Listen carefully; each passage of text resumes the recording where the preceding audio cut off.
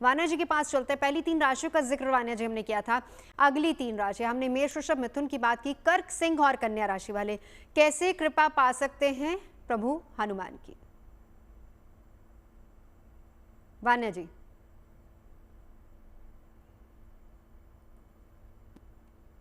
अच्छी आ रही। अगली 3 राशियों का।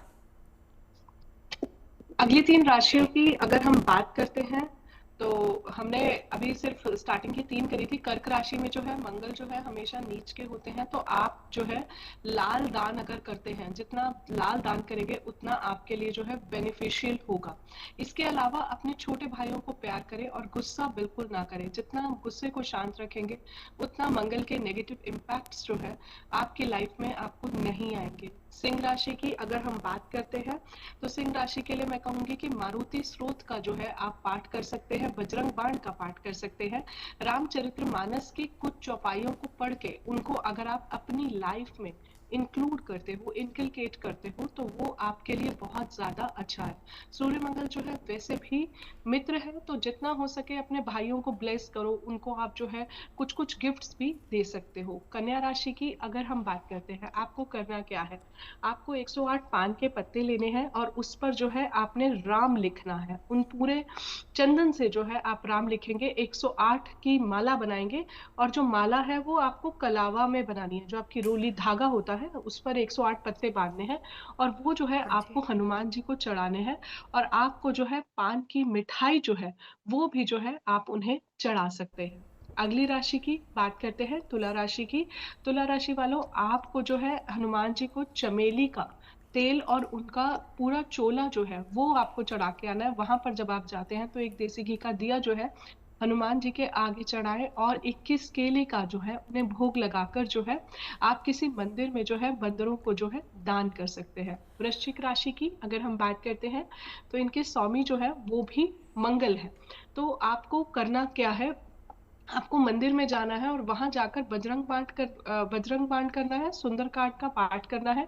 और आप चाहे तो एक रामचरित्र मानस की जो बुक है, आप जो है बहुत ही पवित्र जो है ये है, तो आप इसको अगर मंदिर में आज के दिन डोनेट करते हैं, बिकॉज जितने भी लोग उसको पढ़ेंगे तो उसकी ब्लेसिंग्स जो है कहीं ना कहीं आपको लाइफ में मिलेंगी। लाल गाय को जो है आप गुड़ खिला सकते हैं, लाल चींटियों को भी जो है आप कोई भी लाल मिठाई खिला सकते हैं, आपको बहुत ज्यादा लाभ होगा। अगली राशि पर हम चलते हैं, धनु राशि पर। धनु राशि के लिए मैं बोलूंगी आप आज मंदिर जरूर जाएं, हनुमान जी की आराधना करें।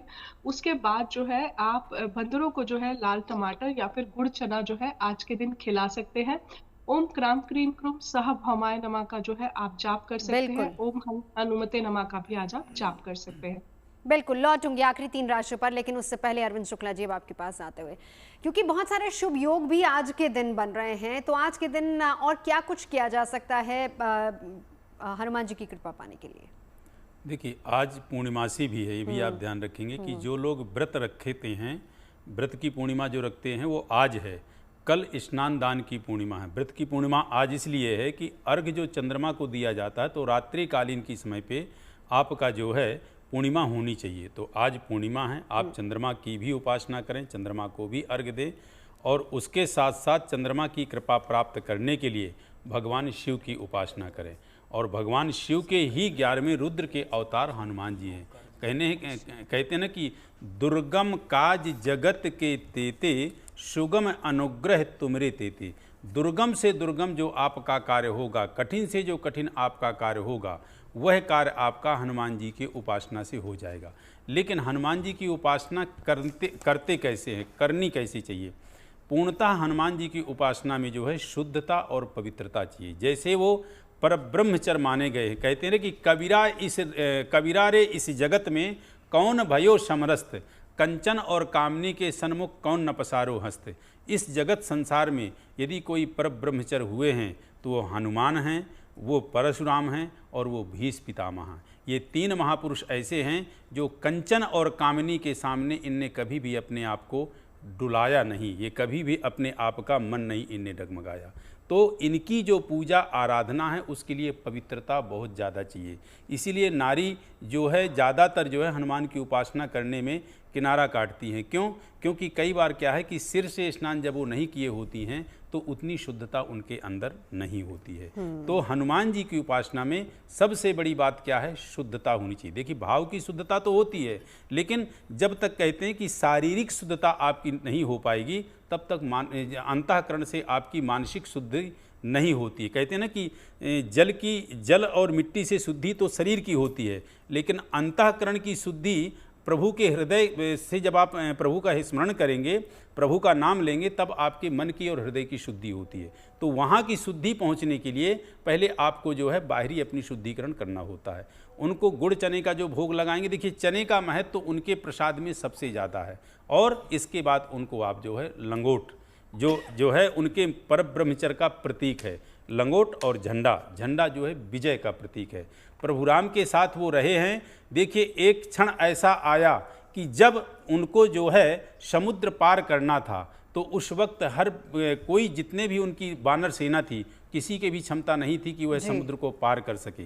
जब जामवंत जी ने कहा कि का चुप साध बैठ बलवाना, हे बलवान, हे परमवीर, हे परम जो है साहसी, क्या चुप साध बैठे हो। जब हनुमान जी को उनने जो है उनकी विशेषता, उनकी पराक्रमता गिनाना शुरू की कि आप वो हो कि ले ल्यो ताहि मधुर फल जानू, मधुर फल जान करके आपने सूर्य नारायण तक को ले लिया था। फिर हनुमान जी की जो है उत्तेजना बढ़ी। हनुमान जी के अंदर का जो विशेष कहते हैं कि परम पराक्रम और परम उनका जो साहस है वह जागा, और वह वहाँ जो है पूरे समुद्र पार करके और प्रभु राम को समाचार ला करके सुनाते हैं। तो कहने का तात्पर्य कि हनुमान जी की उपासना इस कलयुग में इतनी विशिष्ट है कि जो व्यक्ति जितनी ज़्यादा करेगा वो तत्क्षण फलदायी है। बिल्कुल।